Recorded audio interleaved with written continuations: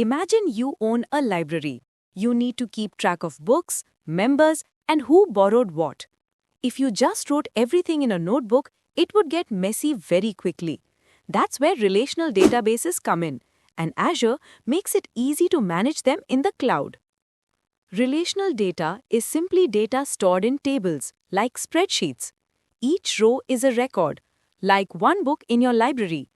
Each column is an attribute, like the title, author, or genre. Relational databases help keep information organized, consistent, and easy to search.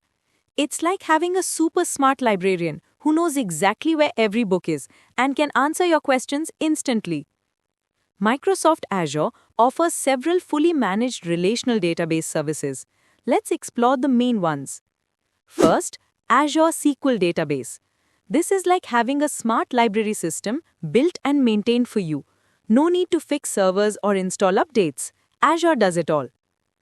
Next, Azure SQL Managed Instance.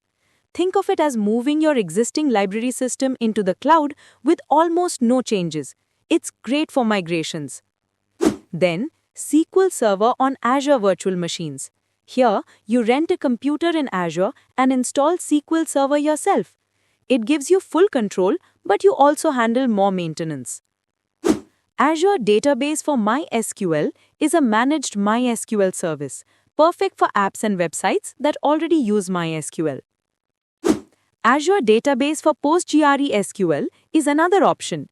It's an advanced open-source database, great for complex applications that need flexibility.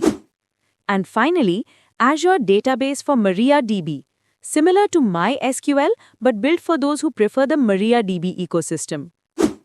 All of these services offer big advantages: automatic scaling, backups, security, and no need to worry about servers. You just focus on your data. So remember, relational data is like an organized library. Azure gives you multiple database services: SQL Database, Managed Instance, SQL on VMs, MySQL, PostgreSQL, and MariaDB to store and manage that data. If you found this helpful, don't forget to like this video and subscribe for more beginner-friendly Azure tutorials. And drop a comment if you'd like me to cover non-relational data services next.